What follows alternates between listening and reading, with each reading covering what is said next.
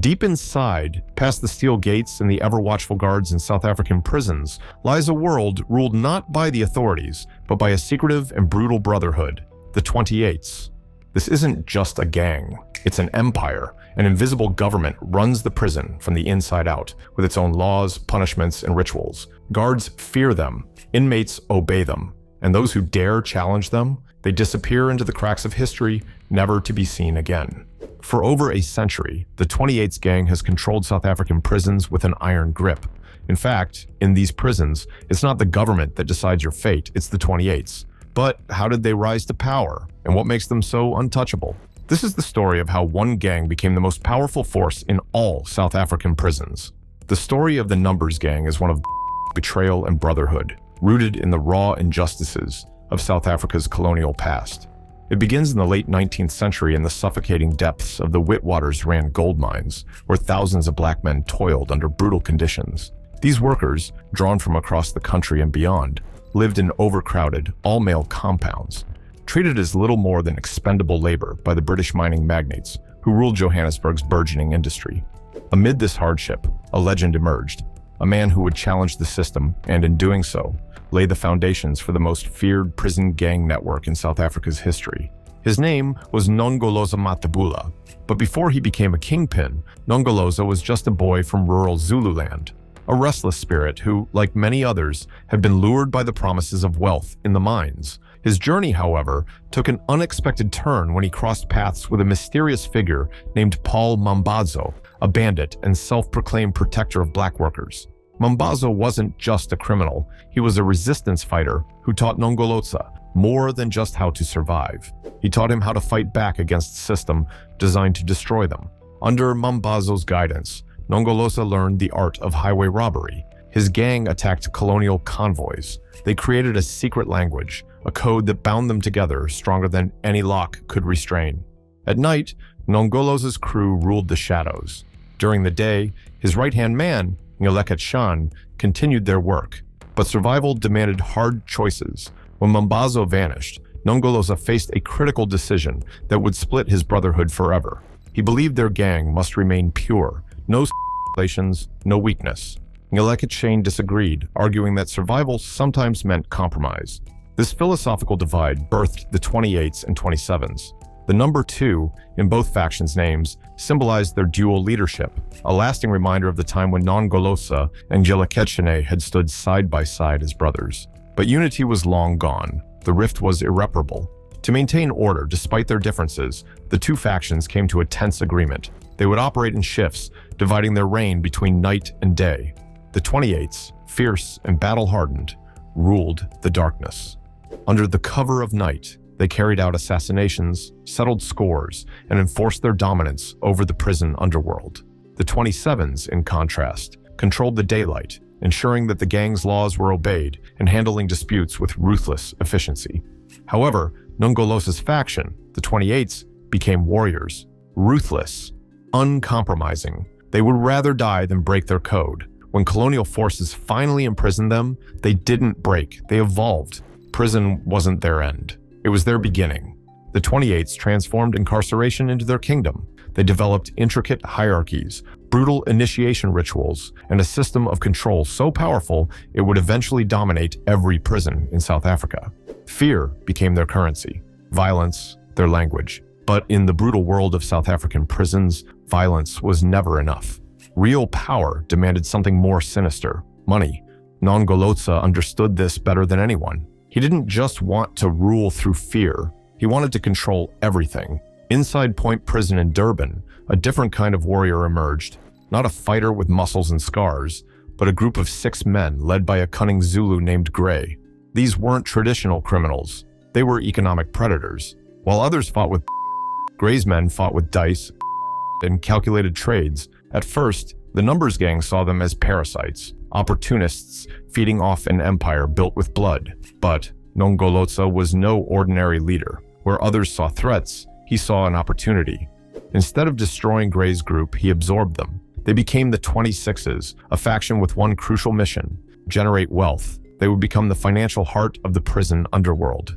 The name was deliberate, 26s, always reminding them of their origins. 6 men, always 6, always subordinate. They were Izzy Sebenzi, the workers, generating resources while never wielding true power. While the 28s terrorized with violence, the 26s worked in silence, smuggling, gambling, trading, creating an economic network so complex that no prison could contain it.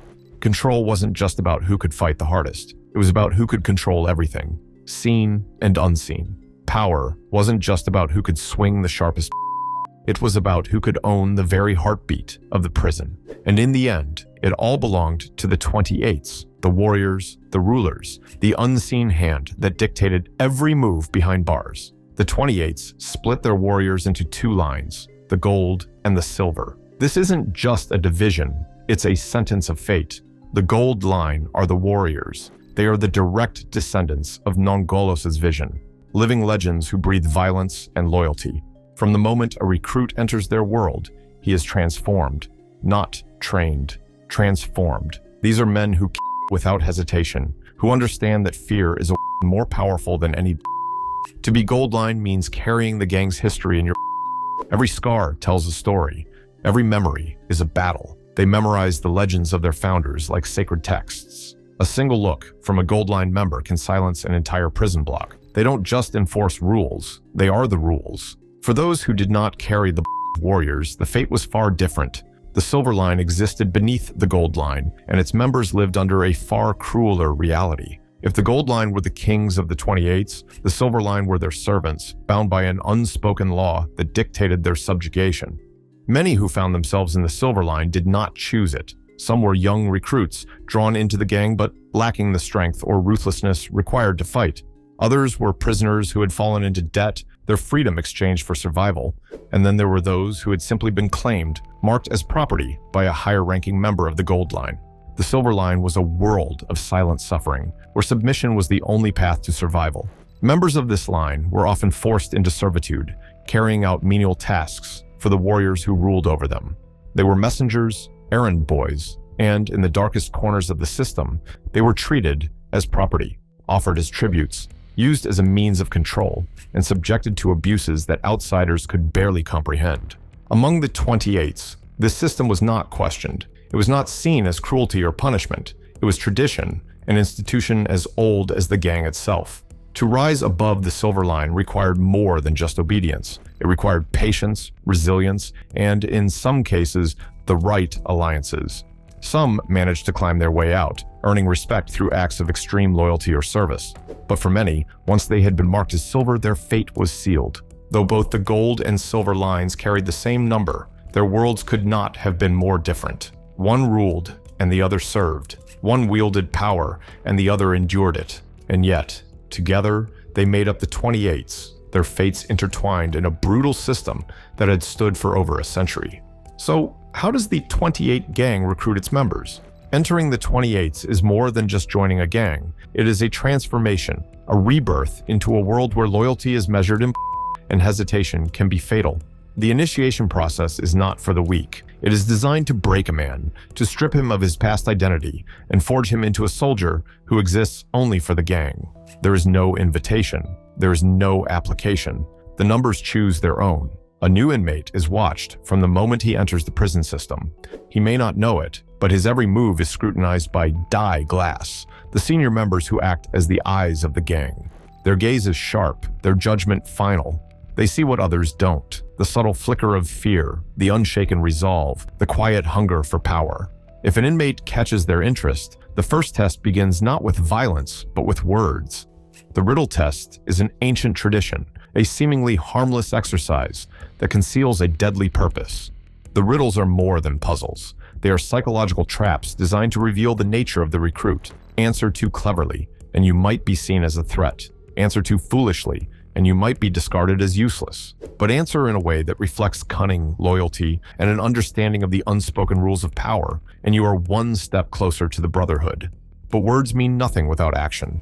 The next test is the true threshold, the one that separates those who wear the number from those who do not. A is placed in the recruit's hands. Its length is no accident. It carries a message. A short is for a wound, a warning, a test of willingness.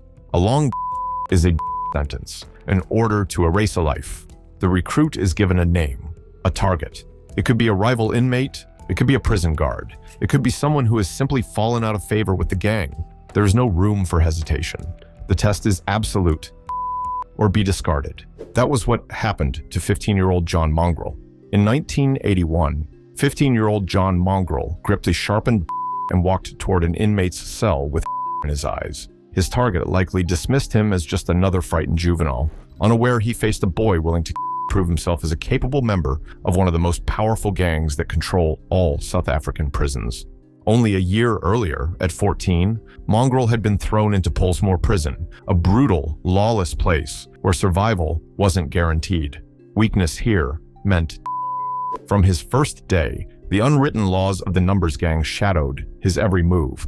The 28s, the most ruthless faction, watched him closely, waiting to see if he had what it took. In Pollsmoor, respect wasn't given, it was taken, and Mongrel was about to take it.